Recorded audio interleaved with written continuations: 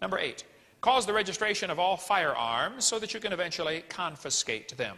Lenin said, one person with a gun can control 100 people without one. Now picture this. You're standing there in the bank to cash a check. Somebody walks in and holds up a gun and says, everybody lay on the floor. Everybody lays on the floor. Now picture this. Every red-blooded, honest, God-fearing American citizen is packing a gun. He's not looking for trouble. He just has a gun, just in case, you know. The guy walks into the bank, pulls out a gun. Everybody lay on the floor. Instantly, 80 guns are pointed at him. No, sir. You lay on the floor.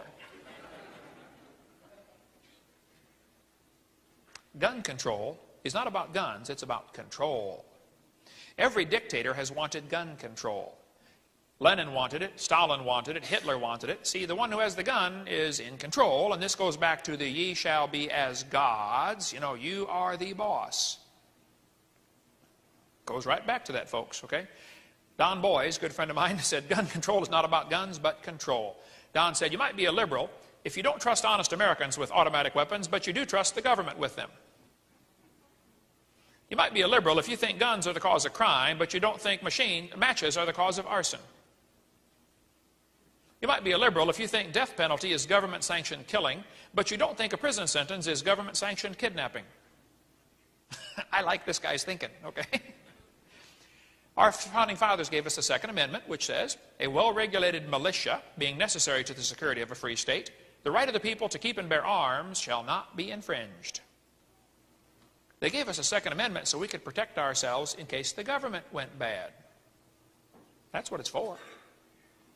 See, the bad guys are not afraid of a few hundred people with guns.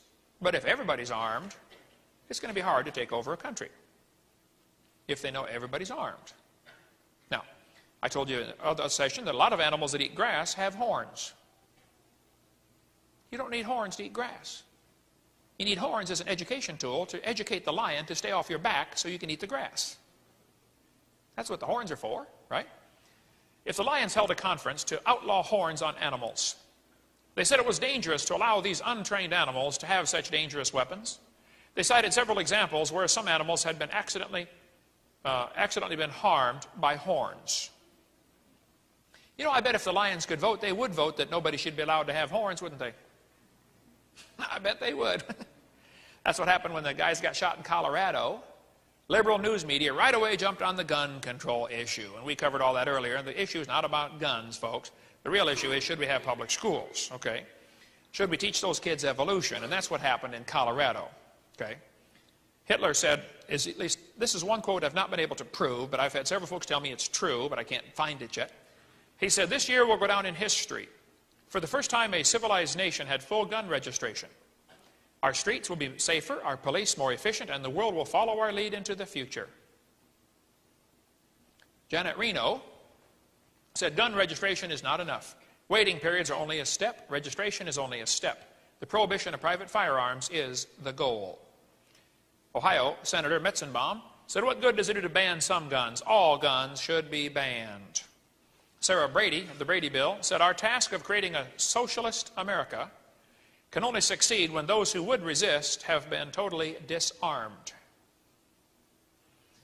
Bill Clinton said, and we should. Every community in the country could then start doing major weapons sweeps and then destroying the weapons, not selling them. And I misspelled his name on purpose to give it the Soviet flavor, okay?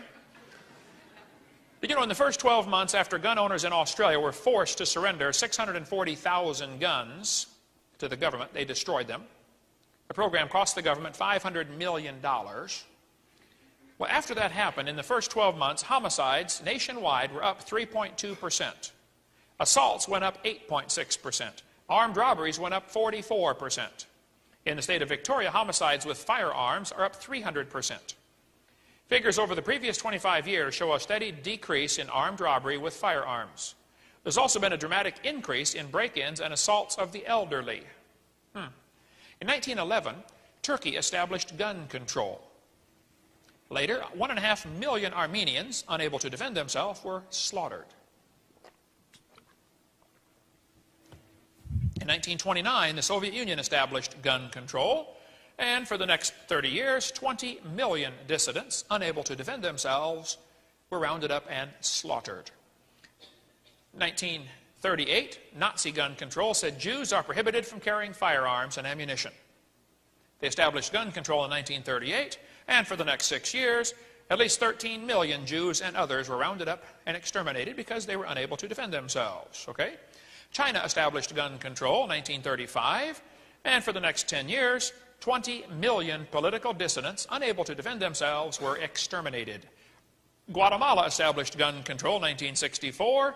In the next 15 years, 100,000 Mayan Indians unable to defend themselves were exterminated, killed, murdered. Uganda established gun control in 1970. For the next 8 years, 300,000 Christians were murdered because they were unable to defend themselves.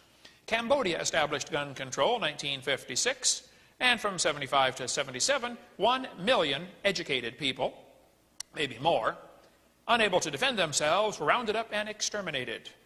Defenseless people around the country, around the world, exterminated in the 20th century, about 56 million. Next time someone talks in favor of gun control, ask them, who do you want to round up and exterminate? See, with guns we are citizens, without guns we are subjects. Well said, Mr. Bracken.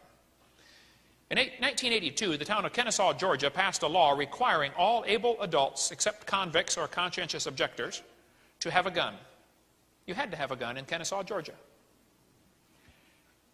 They've had only one murder from an out-of-state criminal with a gun and have had no increase in crime or violence in 12 years.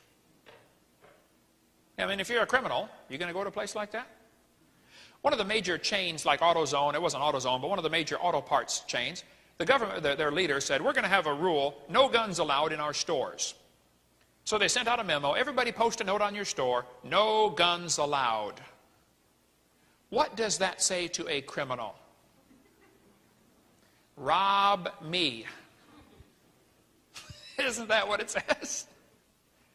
Do you think the criminal's going to obey your sign? I can see it now. He's standing there holding a gun on the counter, on the guy behind the counter. The guy says, hey, can't you read that sign out there?